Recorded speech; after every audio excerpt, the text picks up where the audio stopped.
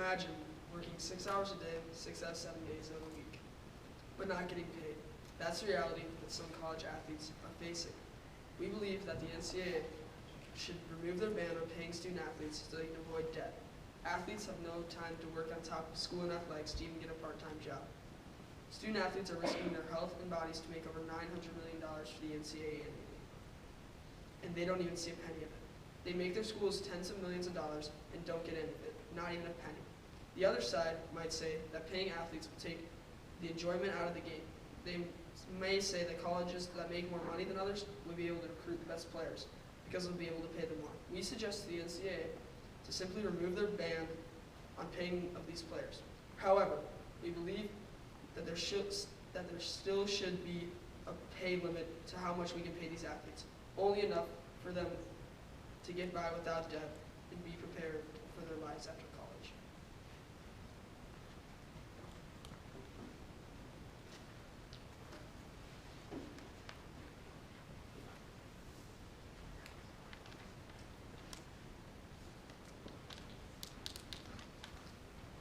Even though college athletes receive scholarships, money is still needed. Most athletes only receive portions of scholarships. This means that they still are having to pay money for things such as food, gas, clothes, and vacations. It's estimated that college athletes pay, on average, $3,000 a year to live. Athletes do not have time to get a job, therefore they must rely on friends and family to support them. Athletes are too busy dedicating their lives to sports to make time for a job. It's estimated that a D1 football athletes are spending up to 43 hours a week practicing, and that's not including games or travel time.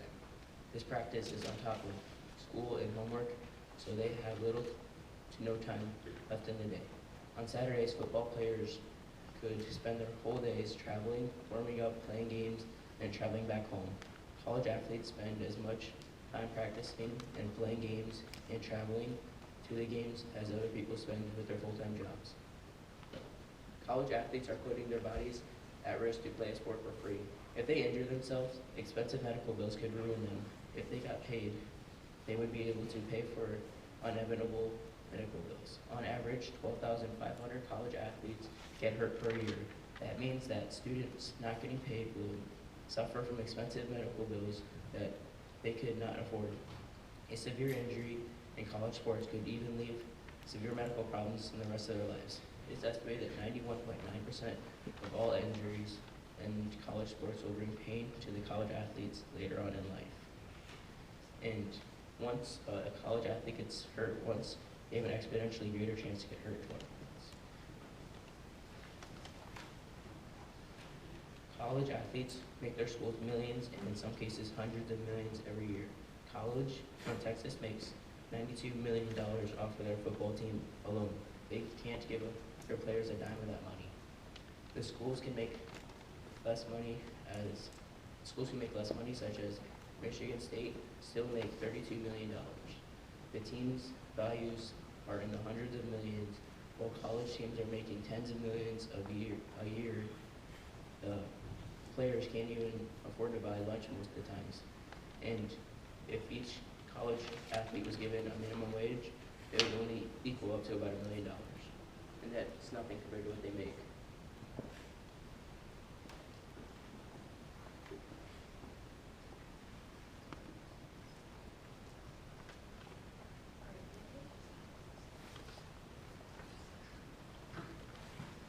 If college athletes getting paid, where is the money coming from? College athletes should not pay because it will be more negative impact than positive. They already get scholarships. Where will they get their money? It will be unfair.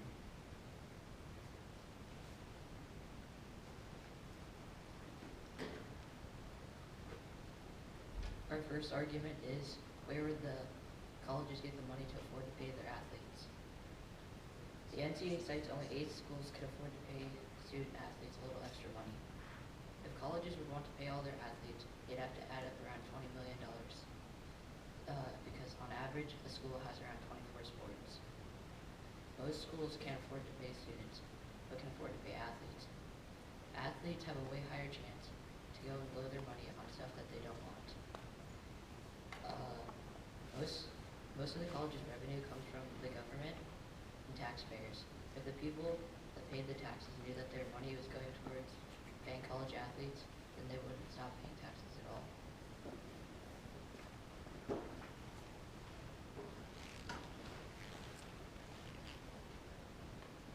The athletes already get up to $65,000 in scholarships and tuitions. The athletes get scholarships plus a meal plan and travel and a whole lot more. If paid, it would be illegal according to the NCAA and receive multiple suspensions. They get the best coaches with the best facilities and with the best gear, and they get to showcase their skills. The gear can cost up to over $50,000, and the average meal plan is over $1,500. They also get to travel the nation on private planes and buses. They also get great coaching to help them go pro, all for free. This is why athletes should not be paid.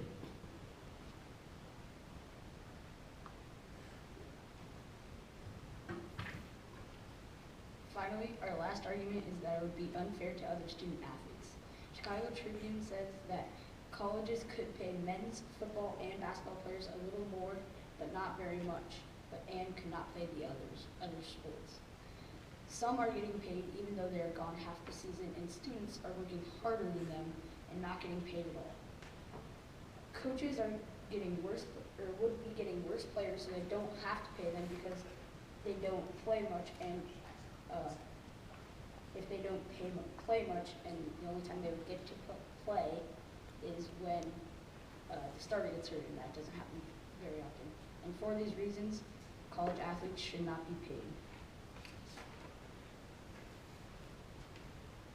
All right, both sides, you have 2 minutes to prepare a rebuttal.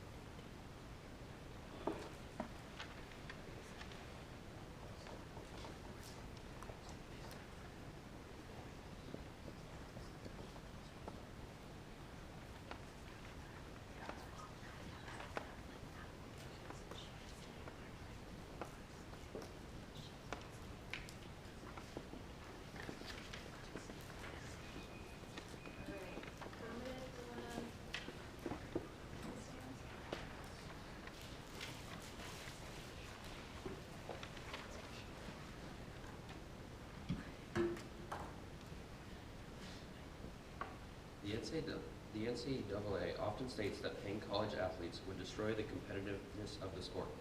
However, this would only motivate the players to work harder in order to keep their worth high.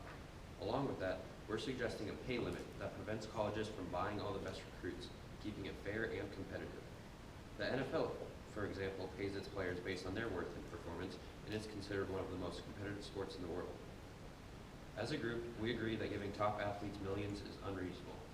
We argue for the NCAA to simply raise the minimum wage from 0, which it is now, to a couple thousand, just to keep athletes who have no other income on their feet. It's estimated that the average cost of living for scholarship athletes is $3,000 a year. That small amount is nothing for the NCAA, an industry that made $800 million in 2015. And it's enough for athletes to stay out of debt while still staying humble.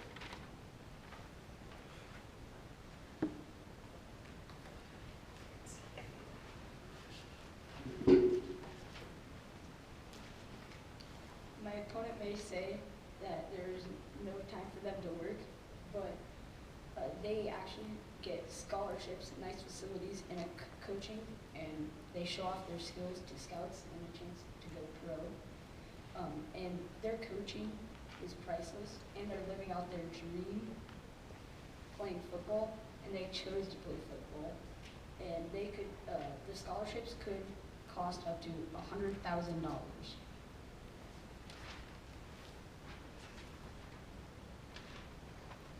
For closing?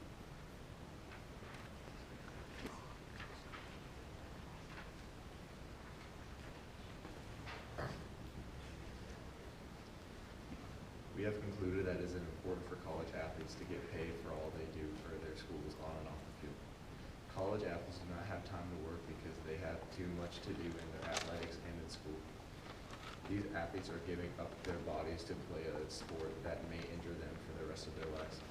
They make their schools tens of millions of dollars, and they don't even earn a single penny of it for themselves. The other side might say that paying athletes will take out all the emotion and spirit out of college athletics, or they might say that paying the athletes will not be a good idea because they will spend their money on only things they want, not need. We agree that paying the top athletes millions will make them greedy and corrupt the NCAA.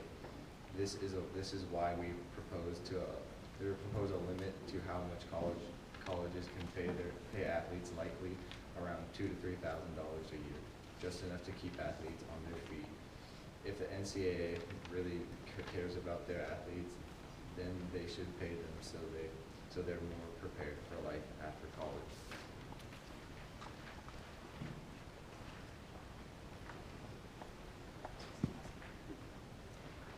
College athletes should not get paid because there would be more negative impacts than positive impacts. Why pay them if they're only going to be there a year? Schools wouldn't have the money, and athletes already get $65,000 in scholarships and tuitions. It would be unfair because not all of them would get paid.